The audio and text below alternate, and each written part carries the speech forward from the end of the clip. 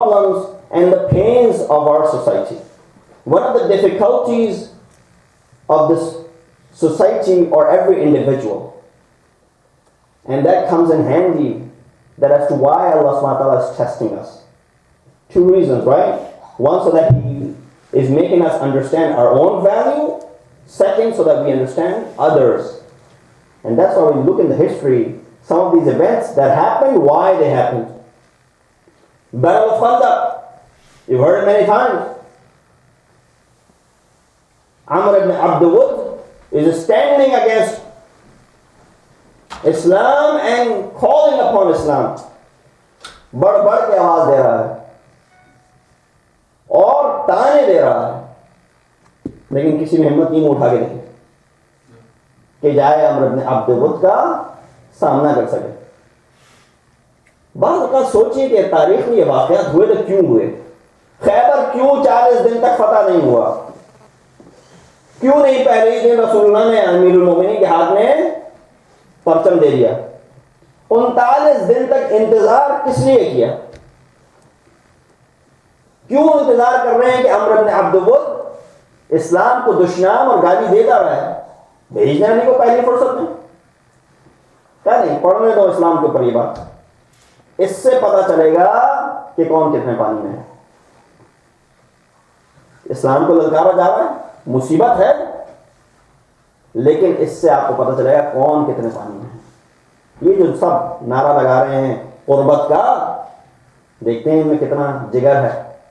رک جاؤ علی, جب کوئی نہیں کھڑا ہوا تو اب آ جاؤ.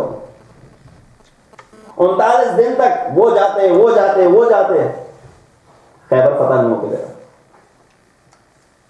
40ویں دن کا علی کو بلا, کہا شعبہ چشم میں گرفتار ہیں, کہنے بلا کے لے جاؤ. بلایا, خیبر نہیں پڑھنی آپ کے سامنے, خندق نہیں پڑھنی آپ کے سامنے. آج جو ہے میں علم اس کے ہاتھ میں دوں گا کہ جو کرار ہے غیر فرار ہے. اور کیا ہونا تھا؟ خیبر فتح ہو گیا, خندق میں وکٹری حاصل ہو گئی. کل ایمان بنا کے علی کو بھیج دیا. برازا آج جو ہے وہ کل ایمان کل کفر کے سامنے جا رہا ہے, اور خیبر جو ہے وہ 39 دن کے بعد سے آج فتح ہونے جا رہا ہے. یہ بھی ایک ریزن تھا اس طریقے سے کرنے کا, تاریخ میں تحلیل کریں اگر آپ تاریخ کی, تاکہ پتہ چل سکے کہ دوسروں کو سمجھ لیں انسان. سبحان اللہ. علی کو تو آپ جانتے ہیں کہ علی کیسے ہیں, لیکن جو علی کے ساتھ ہیں دوسروں, ان کو بھی پہچان لیجیے وہ کیسے ہیں. تو ایک ریزن خدا انسان کے اوپر جو مشکلات ڈالتا ہے وہ یہی ہے کہ خود کو تو پہچان لے, لیکن جو اس کے ساتھ ساتھ دوسرے لوگ ہیں ان کو بھی انسان پہچان لے. یہی مقصد تھا خیبر اور خندق میں. خیبر اور خندق ہم سنتے رہتے ہیں, لیکن کبھی اس ایسپیکٹ سے بھی دیکھیے آپ خیبر اور خندق کو.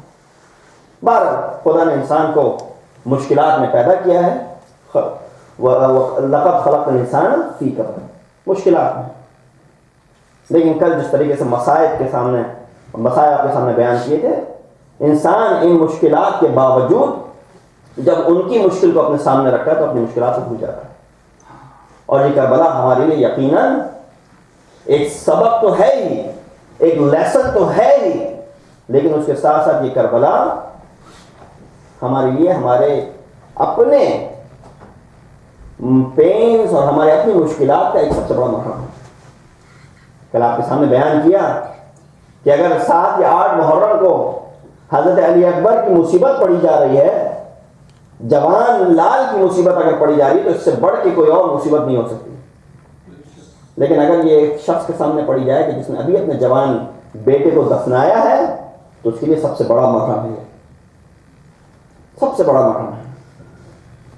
وہ قربانیاں کی ہیں کہ جن قربانیوں کے لیے امام حسین نے سب کچھ لٹا دیا, تو یہ دین اتنی آسانی سے ہم تک نہیں پہنچا. خون شہداء اس دین میں شامل ہے, تب جا کے یہ دین ہم تک پہنچا ہے. ہمارا ذرہ برابر بھی اس کے لیے کوئی وظیفہ نہیں بنتا. ٹھیک ہے, بس ہم اپنی حد تک سیکھ لیں گے, بس اس کے علاوہ ہمارا کوئی اور وظیفہ نہیں ہے. ایک سوشل ہماری ڈیوٹی ہے اس دین کے حوالے سے, جس کے لیے ہم لوگ جواب دہ ہوں گے. کہ کیا آپ نے خود سیکھا؟ کیا آپ نے 100% اس کے اوپر عمل کیا؟ کیا آپ نے اس کو دوسروں تک پہنچایا؟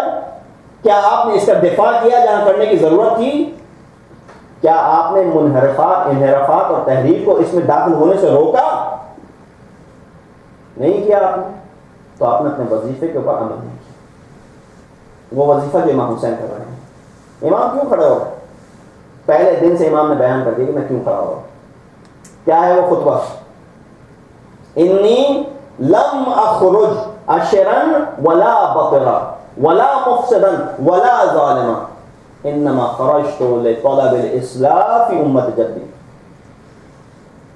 میرا خروج اس لیے نہیں ہے کہ میں کسی طریقے کا شر یا فساد معاشرے میں پھیلا دوں، ظلم کروں، فرق نہیں، صرف اور صرف میرا مقصد کیا ہے؟ اصلاح فی امت جدی، اپنی جد کی امت میں اصلاح لا سکوں۔ اصلاح کی ضرورت ہے۔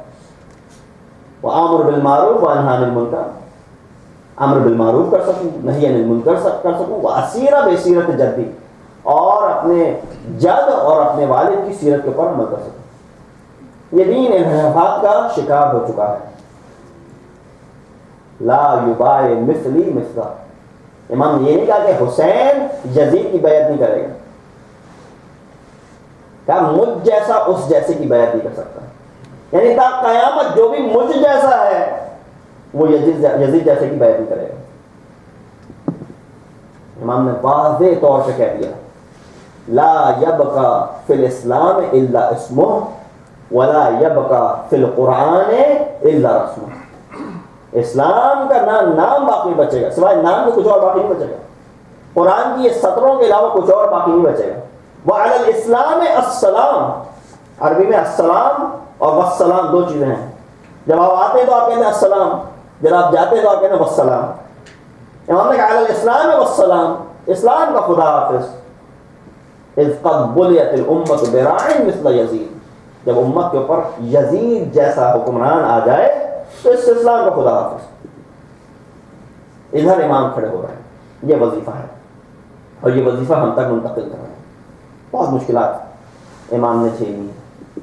آپ کے سامنے کل واقعات بیان کیے کہ یہ قافلہ جب پلٹ کے آیا ہے شام سے، سرزمین شام سے، کس طریقے سے ان بیویوں نے اپنے جذبات کا اظہار کیا ہے۔ ایک دفعہ جب کربلا سے رخ ہوا ہے، 3 دن تک جب کربلا میں قیام کیا، بیویوں نے خوب گریہ وزاری کی، تو ایک دفعہ امام زین العابدین یہ دیکھتے ہیں کہ اگر مزید رکے تو اور قبریں کھودنی پڑ جائیں گی اور یہاں پہ لوگوں کو دفنانا پڑ جائے گا۔ امام نے جلدی جلدی سب کو کہا کہ بس اب آگے بڑھنا ہے، ہم کو مدینے کا رخ کرنا ہے۔ بس ایک دفعہ مدینے کی طرف رواں دواں ہیں۔ آپ سوچئے کہ جب انسان ایک طویل مسافرت کے لیے نکلے اور جب مسافرت سے پلٹ کر گھر آ رہا ہوتا ہے تو انسان کے چہرے پہ مسرت کے آثار ہوتے ہیں، ایک خوشی اور مسرت ہوتی ہے انسان کے چہرے کے اوپر کہ وطن واپس آ رہا ہے، وطن کی وہ شہر کی وہ گلیاں، وہ گھر، وہ جگہ، وہ لوگ یاد آ رہے ہیں جن کو دیکھے ہوئے عرصہ ہو گیا۔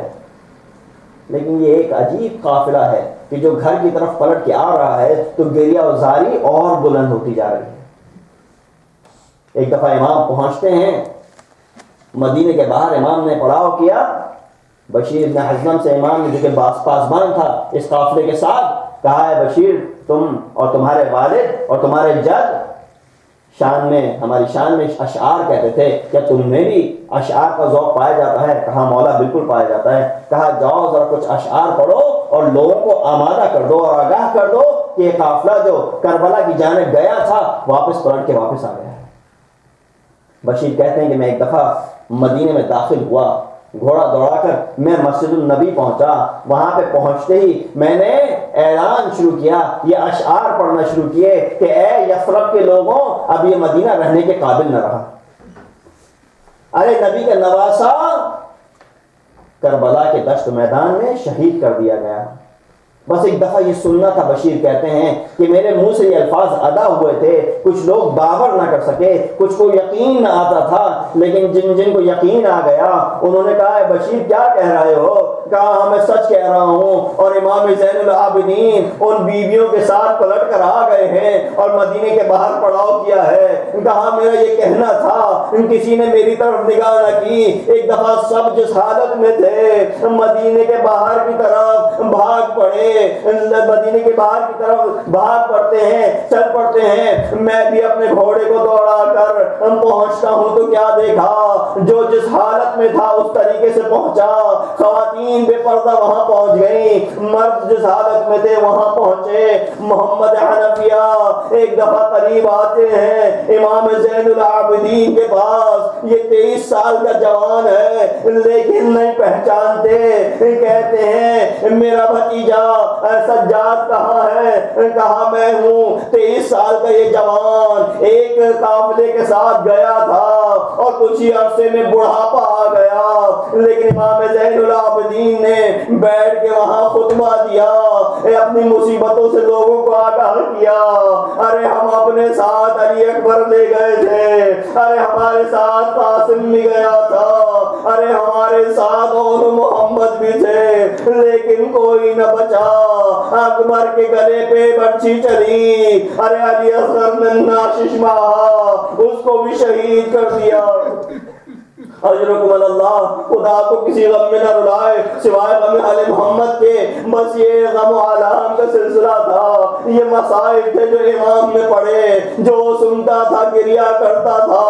ایک دفعہ ام البنین پہنچی، کہا حسین کدھر ہے؟ کہا حسین شہید کر دیے گئے، عباس شہید کر دیے گئے، جعفر شہید کر دیے گئے، عثمان شہید کر دیے گئے، عبداللہ شہید کر دیے گئے۔ کہا حسین کیسے ہیں؟ کہا حسین بھی شہید کر دیے گئے۔ کہا مجھے یقین نہیں آتا، ارے جب تک ابو الفضل زندہ ہے حسین کو کچھ نہیں ہو سکتا، میں دودھ نہیں بخشوں گی۔ کہا اے بی بی ذرا سنو، جب تک ابو الفضل زندہ تھے حسین پہ ایک آنچ نہ آئی، لیکن جب ابو الفضل نے اپنے آپ کو قربان کر دیا اس کے بعد سے حسین شہادت پہ پہنچے۔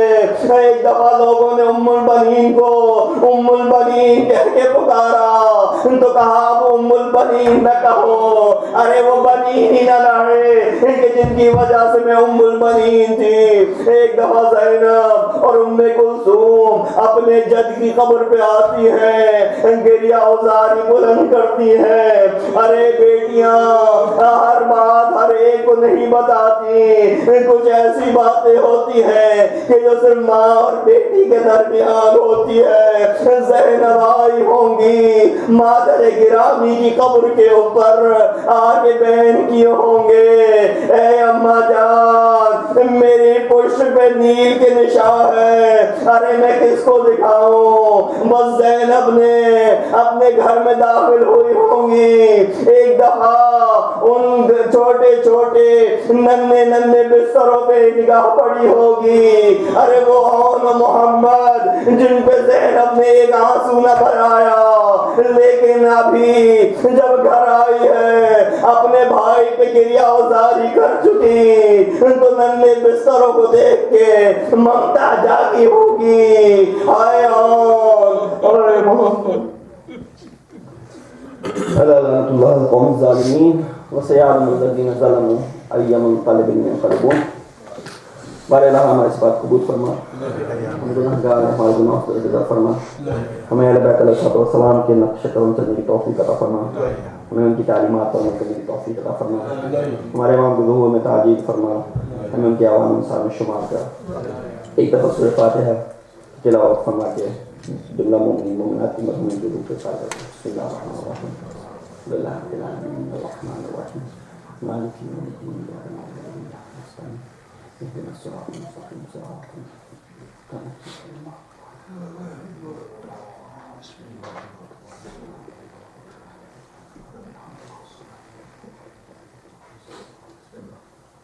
ربنا تقبل منا انك انت السميع العليم وتب علينا